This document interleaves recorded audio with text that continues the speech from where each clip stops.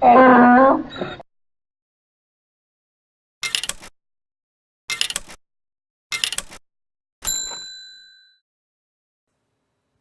back to Odd Man Out, where this week we're going to switch things up and try to convince Harrison here to not play Transistor.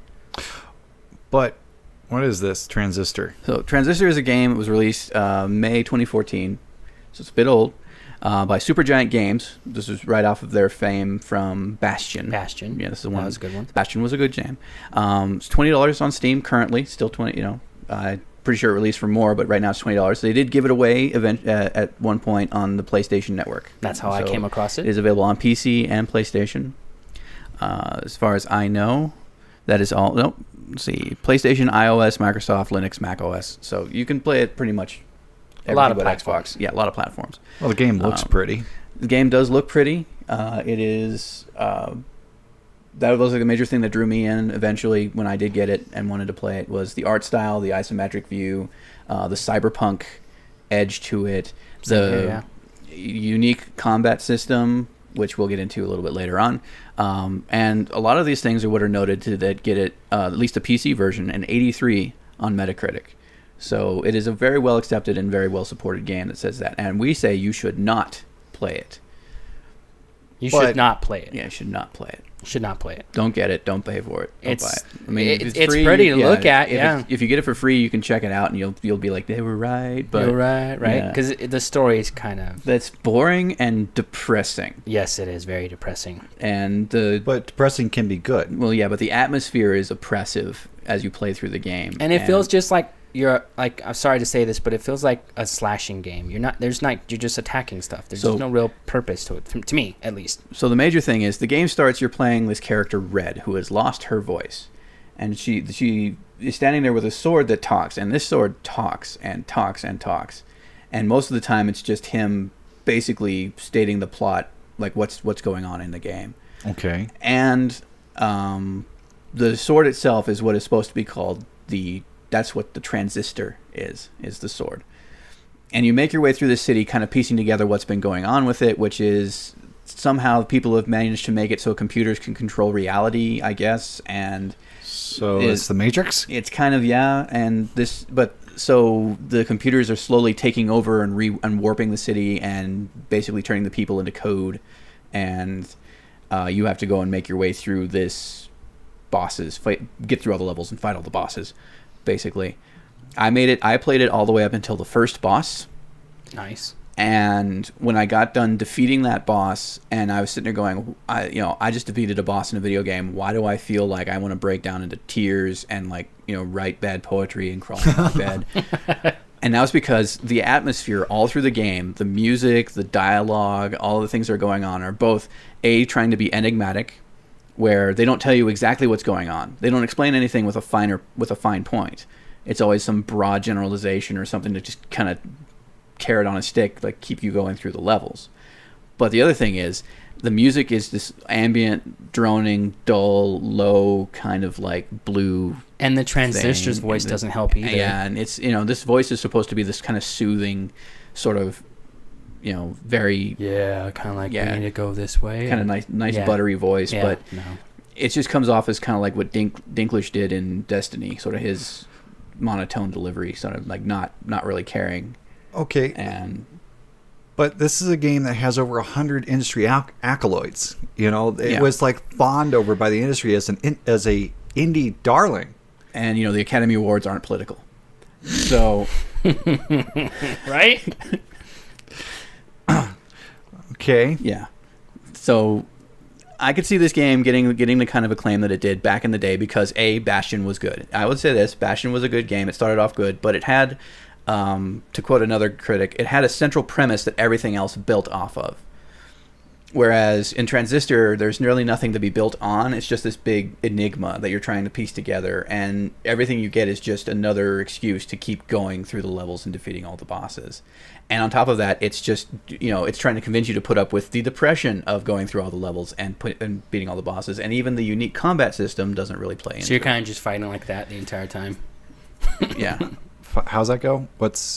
You're basically depressed while you're playing this damn game. Okay, so this is a slash your wrist game. Yeah, kind of. Whole time. So you're like walking through there, slitting your wrist. It's not literally. If they made a Depeche Mode album a game, like oh wow, that's this game. Wow.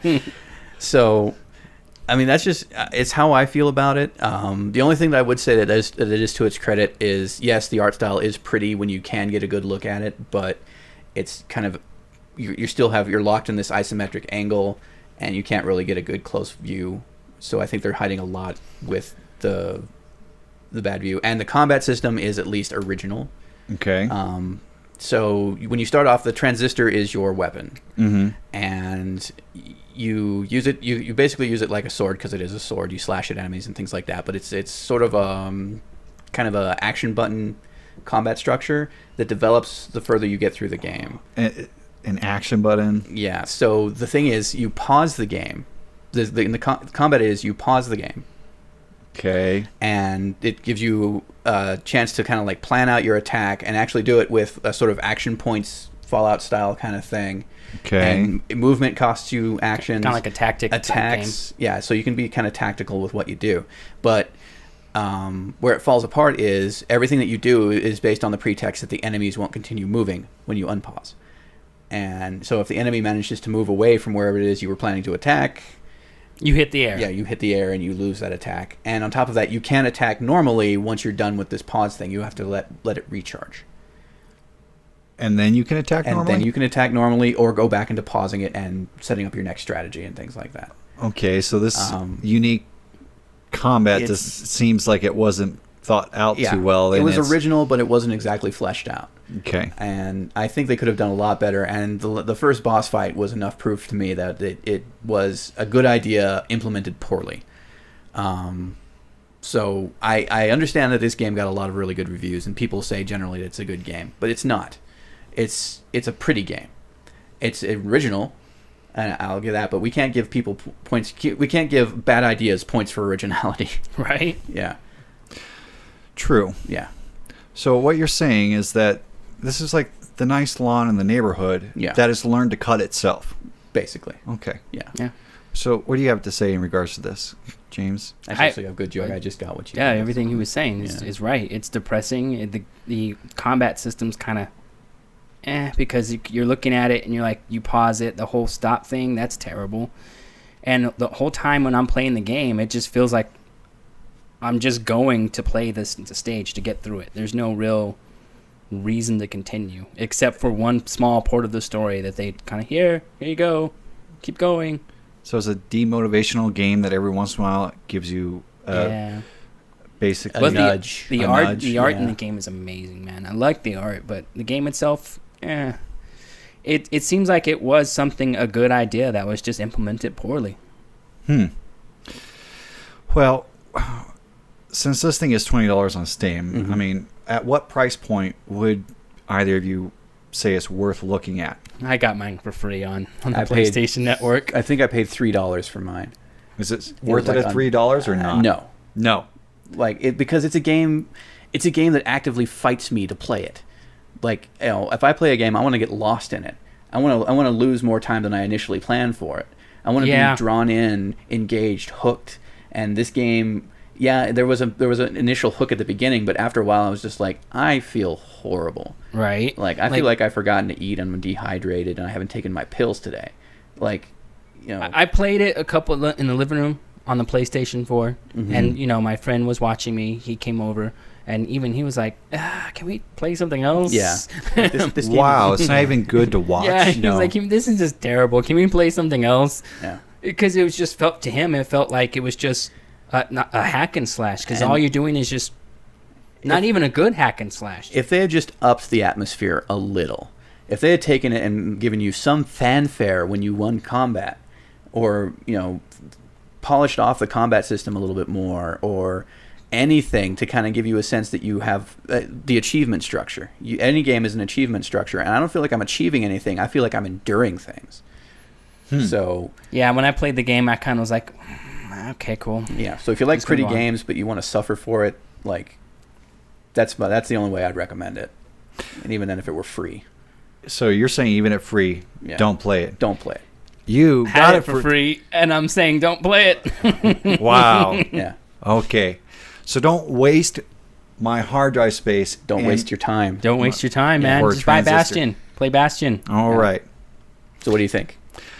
I think I'm actually not going to play it. Wow. You make a convincing case. Yeah, that's amazing, especially for, a game that was supposed to be an indie darling, and apparently it's just, a pile of shit. It just feels bad to me. Yeah. Pretty shit. Pretty shit. Yeah. Yeah, it's like unicorn rainbow shit. Yeah. But it's still a pile of shit. Yeah. Okay. Well, then I will stay away from Transistor. $20 on Steam. Super fine. Super Giant Games, not Double Fine. Super Giant Games. Play Bastion. That's a good one. Play Bastion. I like Bastion. All right. Well, that concludes Odd Man Out for us this week. Of course, we'll see you guys next week with a brand new game. See you guys next week. Thank you for joining us. It took me a couple hours, 2 or 3 hours, just to get off the first planets. And then going out and doing things, they don't really steer you too well in directions.